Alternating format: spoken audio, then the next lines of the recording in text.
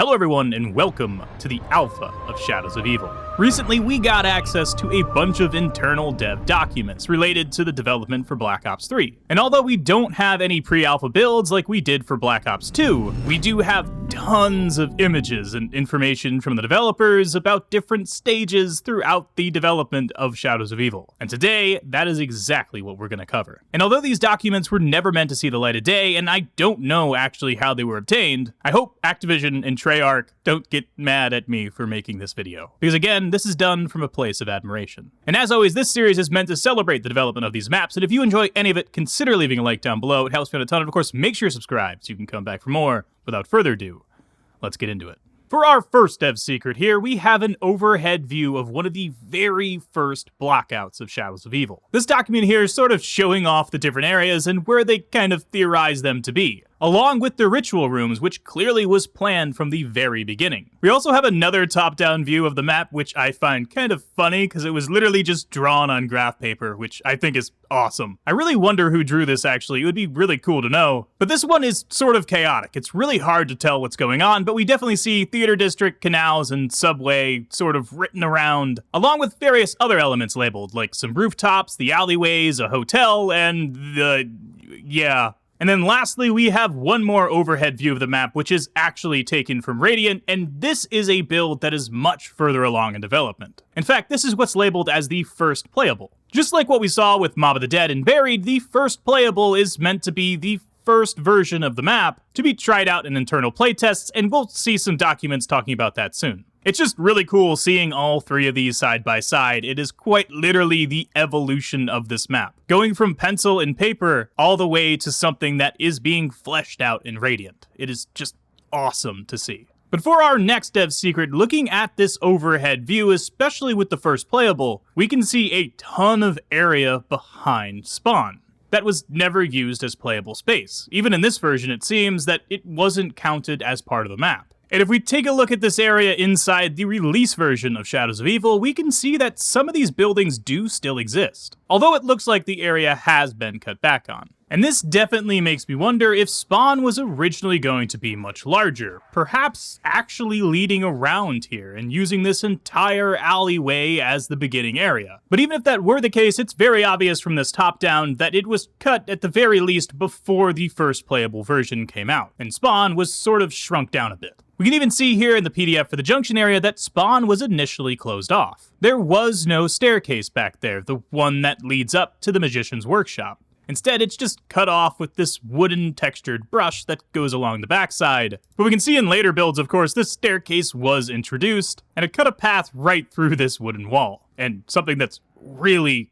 cool to see is if we go through this staircase, this wooden texture is still here. This wall right here, although I imagine it's changed a lot since that alpha version, has made its way all the way from the very first blockout into the release, which I think is just insanely cool. But for our next dev secret, we're heading out of spawn and to a building that I have been curious about for a very long time, and that's this warehouse right here. I've always had the theory that this was originally going to be playable space. It just sort of feels like it to me. It has a staircase that leads all the way up to this little second floor balcony here, and a doorway that leads out right to the Waterfront district. I mean, it lines up perfectly with being a little shortcut. Well, here in this document, we can see the first concepts of this building, and it definitely looks like it's open to the player. Well, at the very least, the staircase part of it is. Where at the top of it, we can see there's even some makeshift debris, typically marking something that will end up being a door that can be bought by the player. Now, of course, this is very early blockout, so I don't know when this was cut as playable space. It could have been extremely early on, like right after these documents were made. But it is also cool to see some things like these images of buildings that it was based off of. But on top of this, instead of using a normal staircase, it looks like they were possibly thinking about using a freight elevator instead. Which, unfortunately, that definitely didn't come to fruition. The staircase still is here in the release version, and there's no sign of a freight elevator anywhere.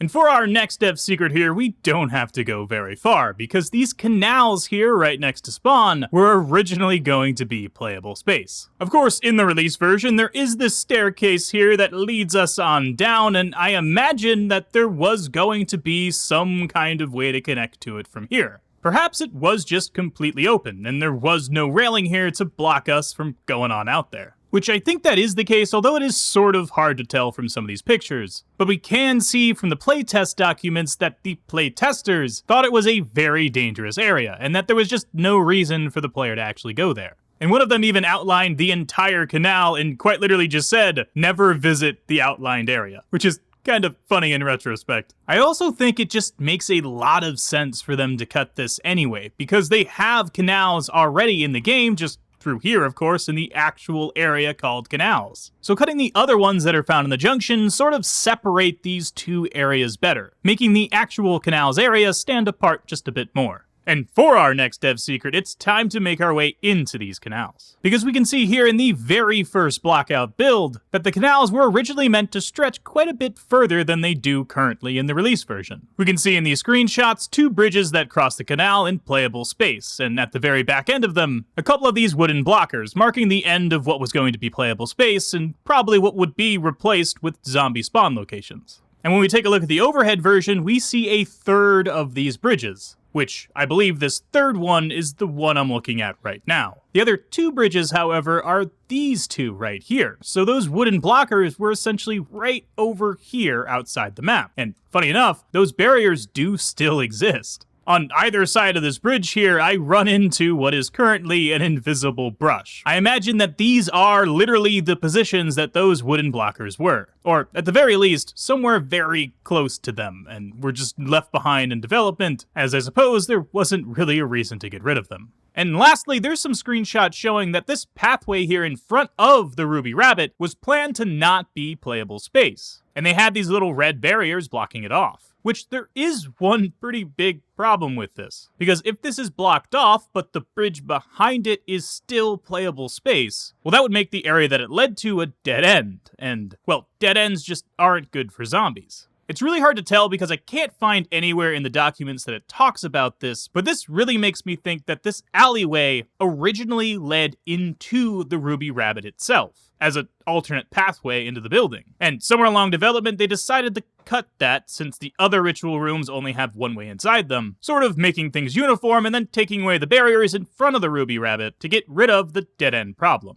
For our next dev secret, each one of the areas has an upper pathway that leads back towards the Junction, and of course the Canals is no different. This one here has a set of a couple bridges as well as a few interiors too, which for these interior areas we can see that they changed quite a bit. One of these images shows what looks sort of like a storefront in a way, and it even has a door at the back that seems to be being used as a window location. And I'm pretty sure that this area that we're looking at right here is this one in the release version, considering this is where the beast pedestal is in both the screenshot and the actual game. So I guess this right here is what that storefront turned into. And looking at that same document, it suggests expanding this area and making it a bit larger for playable space. It says that this canal upper path is too tight and for the devs to please widen it. So I guess looking at this again, these little areas where like the floor changes were originally part of the building itself. This is where those glass enclosures were going to be. One of them having like a mannequin and a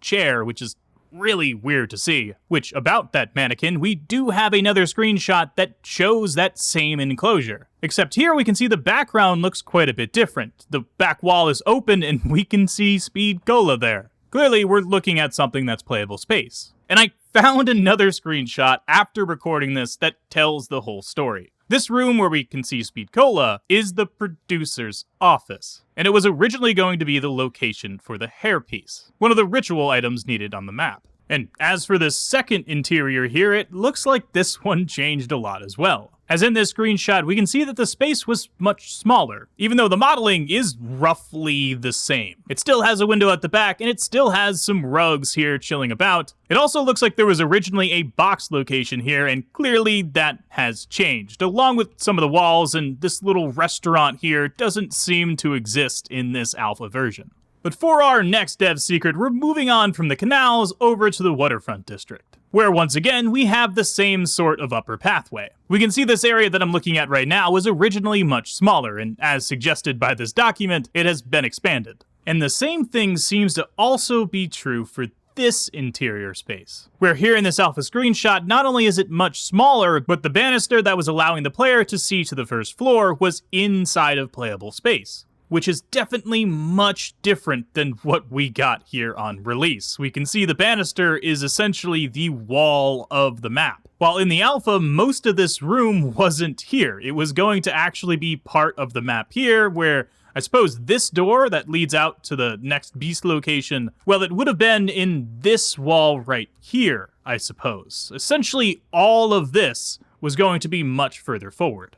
But for our next dev secret, besides this upper pathway, the actual layout here of the Waterfront district seems to have changed throughout development. If we take a look at some images of the very first blockout of this area, well, this building right here is supposed to be the boxing gym, with the docks essentially at the bottom of this image. To put it in perspective, we're essentially looking at the map from about this angle, although obviously the proportions and the building sizes have changed dramatically. But on top of the buildings changes, it also looks like there was a pathway that went around the right side of the boxing gym, and essentially linked back to the alleyway that brings you into the Waterfront district. But of course, in the release version, well, this pathway doesn't really exist. I mean, there's two ways it could have gone, right? There's this sort of around the right side of this apartment building through this alleyway that links back to the mystery box area. And there's also this area up here that sort of also links back to the mystery box area, but yeah, I mean, everything here is just so different than what it was here in the blockout. But we can see another image here of this area that shows that pathway linking from the left side of, well, this podium here. So it would have been a pathway straight through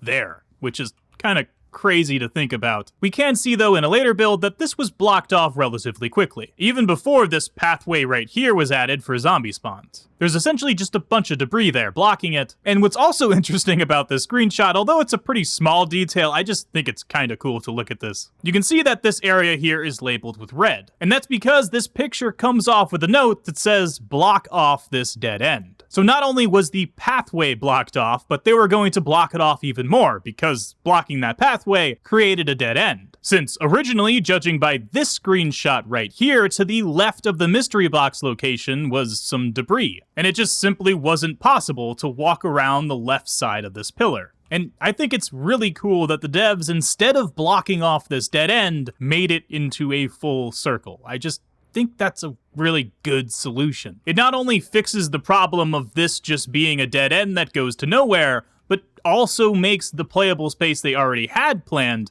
even more usable. So once again, well done Treyarch, and thank you for making this game. For our next dev secret, we're moving on to the Footlight district, which there is a lot to talk about here. The first thing we have to note here is that it was originally called the Theater District, which I suppose makes a lot of sense here given the artwork and modeling. But what's much more interesting than that is the way into the Footlight District was completely different, even back in the first playable. In these screenshots here, we can see that instead of there being an alleyway, there was a building that you had to go through in order to get to the main area. And what's really cool about this too is in the notes that are given, the devs are talking about removing this building entirely, and instead putting an alleyway there like we got on release. Originally, there was apparently a staircase that led up to the front door of this Theater District building, and I guess all of this was cut to make the area feel just a bit more open and less congested, which I think was probably a pretty good bet, because this area isn't exactly wide, even here on release. So if there was a staircase here that you had to go up, around, and then into a building and through a winding interior, I mean, it would have felt very claustrophobic. This is really cool to me, so I'm gonna take a sip of the coffee, because of course I have my coffee with me here this morning. I hope wherever you are, whatever time you're watching this, you're enjoying yourself, because I love myself some alpha builds. For me, being able to have this little peek into the development of a game we've been playing for years is just so damn cool, man. I absolutely love it, and it gives me an extra appreciation for the hard work that the developers did to make this game whole. There's so many iterations that a map like this has to go through, and there's things that developers do, like the building that is no longer there, that get deleted, and no one ever gets to see. But yet, all of that work pushed this map towards what we got on release. And it's this combination of the devs that are there working in the Radiant, moving models around, making brushes, and filling up the play space, along with the studio heads that are giving suggestions along the way and molding the map into something amazing. So once again, thank you Treyarch for your hard work. All of the developers there, that many of which I don't know the names of, thank you for working on this map. And if you're enjoying this video, make sure to leave a like down below. It helps me out a ton, and of course, make sure to subscribe so you can come back for more. But let's continue on to our next dev secret. And going on into the main street area itself, we can see that there were some changes here as well. Some of the cars were moved around, the beast location was moved, and it's really cool seeing the general aesthetic staying the same while the play area is molded into what it became on release. And I suppose this is a good time to note that we do have a picture of the front of the burlesque itself, which, for those who don't know, is the ritual room here in the Footlight district. And the only way to get in there is by using the beast mode and coming back here and shocking this shock box that's out of playable space. Well, here in this screenshot, we get a pretty cool view of the planning for this, and it's kind of remarkable just how close this is to what we got on release. It's awesome to see how this was planned out and brought function to what I think is one of the cooler puzzles here on the map. Before our next dev secret, it's about this pathway leading up to the station, and more specifically, leading up to the Upperpathway that lets the player go back towards where they came from. Well, here in this screenshot, we can see that there was a small interior space here instead of what we got in release, which is just a pathway.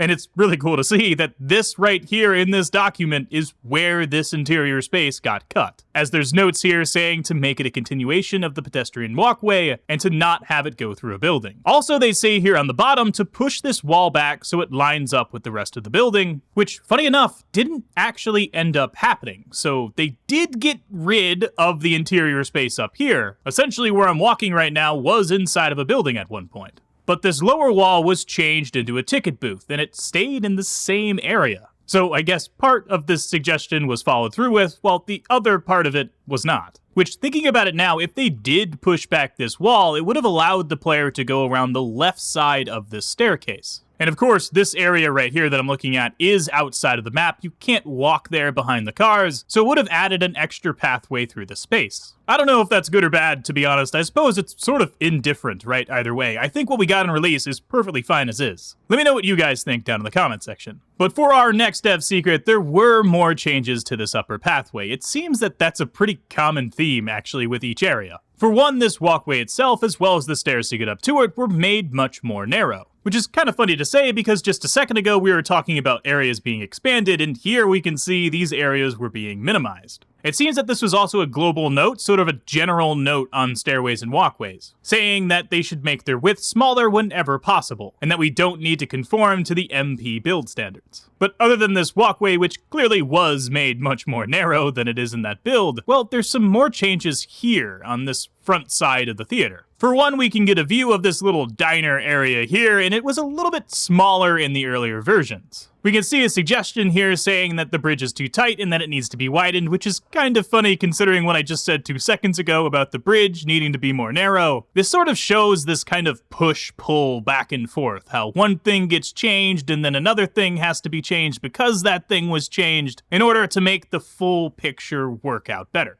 But on top of that, it also sort of feels like the playable space here was expanded, like the back wall was moved further back. And the window location here where the zombies spawned from is just further away, making this area just a little bit larger for the player to walk through, and easier for them to not get stuck on the zombies spawning from these areas. But on top of this, to our left, this area right here, which is a grapple point for the beast mode, changed significantly. It seems that originally this was much further back, and the playable space here was sort of larger, creating sort of a dead end here around the corner. And once again, we can see in the dev notes that this dead end needed to be dealt with, and the suggestion was to close up the dead end and move the grapple point and zombie spawn to a new wall. Which is pretty much exactly what ended up happening. We can still see this like blue sort of, honestly, I don't even know what this is, but it's really cool. I don't know how to describe that. But it still is here in the actual release version, so they moved up that entire part of the building and made it line up pretty well with the front of the theater. But because of this change, we can go behind here and see some empty dead space, essentially where that used to be. We can quite literally see in-game how far they had to move this. So this blue part right here,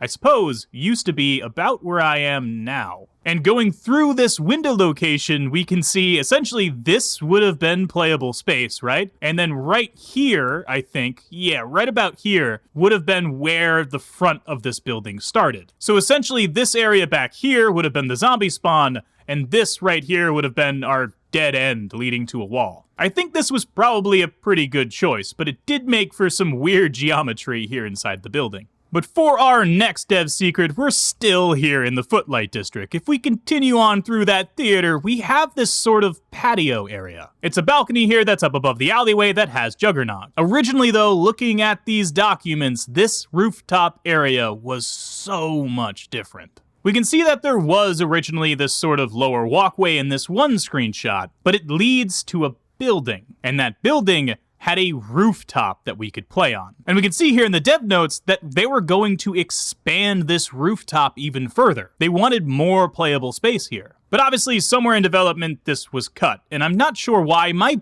best guess actually is performance related. Because if this was a rooftop that you could be on top of, and they did extend it so that all of this right here that I'm looking at is playable space, well, that would mean that all of these buildings would have to be well detailed. And not just the buildings, but the street down below, and the ones behind them, which are currently just low poly Vista models. So unfortunately, this heightened rooftop was definitely cut, but the area below did stay, and in fact, they did extend this lower balcony. Something that I think is kind of a cool note though is they did have that grapple point for the beast location here, and in the release version, well, the grapple point is still here. It's just moved back onto this wall, which might suggest that this was the height that the rooftop was originally going to be. And if we look back at that top-down view that I mentioned earlier in the video, we can see that there were originally going to be rooftops for not just the Footlight district, but also the Canals. And we never got any of this. In fact, there's really no rooftop playable space anywhere in the map. I would say really the only rooftop is the one here in Spawn that you get up on to go inside of the Magician's apartment. But that is it for the Footlight district, so moving on to our next dev secret, it's about the subway, which if we go through these doors right here, we can see it leads on down to this lower subway area, which of course on Shadows of Evil has the Pack-a-Punch.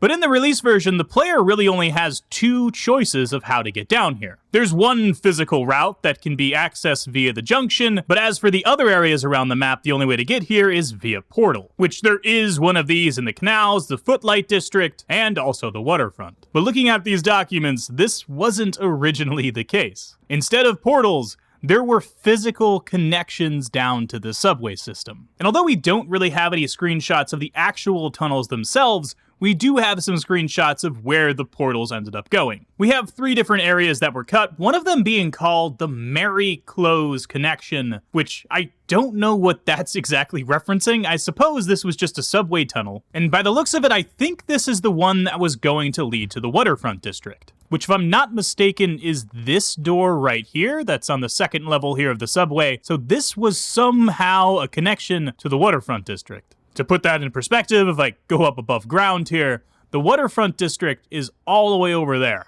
I mean, right here is where that beast mode door is, and it looks like from the screenshot that immediately we were going to go down to the left. So I guess that would mean down to the left here, and then through the ground, and oh god, it's a little bit bright, but eventually back to this doorway, which is kind of crazy to think about. But of course we do have another one for the Canals, and this one seems to be sort of the same. The doorway I'm looking at right now is the one that has the portal that goes to the Canals, so this was going to be some sort of tunnel that led up over to, where are we? Over to here somehow. Which I guess makes sense. I mean, we have a door back here, so it wouldn't be that difficult, I suppose, to make that tunnel. It's not actually that far of a distance even. But lastly, we have the tunnel that was going to go to the theater district. This one's pretty strange, because the original portal exit down in the subway, well, it was the subway tunnel itself. And here in the release version, it's where the portal is, so that part didn't change, but the tunnel itself, of course, well, it doesn't exactly go anywhere. But like the one for the Canals, this one is not very far from its portal location. In fact, the portal is right there above us. which, trying to put this in perspective, here is the subway tunnel, and right up here is that room. So I guess it would have dropped down, and then we would have had like sort of an L pathway leading down into the subways.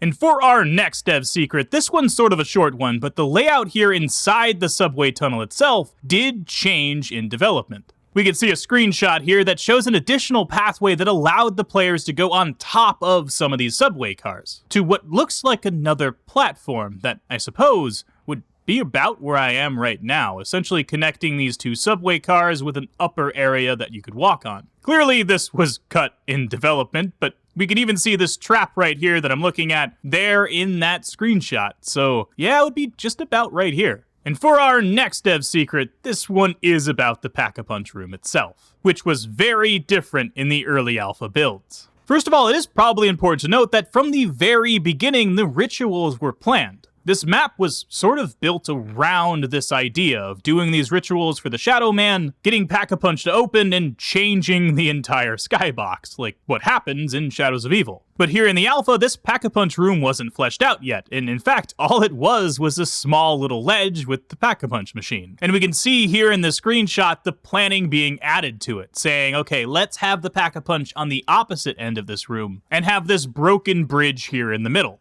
Which, of course, is what we got on release. And in fact, this area is so much larger. We can see that the back end of this room was originally much closer and essentially was where this building is right here. Like, none of this on the top was there at all. This was just completely cut off. So the Pack-a-Punch itself was sitting about where the ritual table is here, and there was this massive pit here behind it. And what they did essentially was cut down some of this building, add some playable space here on top of it, as well as a method for the player to wall run on either side. And all of that had to be done at the same time as touching up these balcony areas and making this facade feel better, which I think they did a great job at. I mean, this room is absolutely wild. But that, ladies and gentlemen, is it. I hope you guys enjoyed, and if you did, consider leaving a like down below. It helps me out a ton, and of course, make sure to subscribe so you can come back for more. I love covering this alpha stuff, so let me know down in the comments section if you want me to cover more of it, because there's definitely more. Inside this leaked directory is files for not just Shadows of Evil, but every single one of the DLCs for Black Ops 3.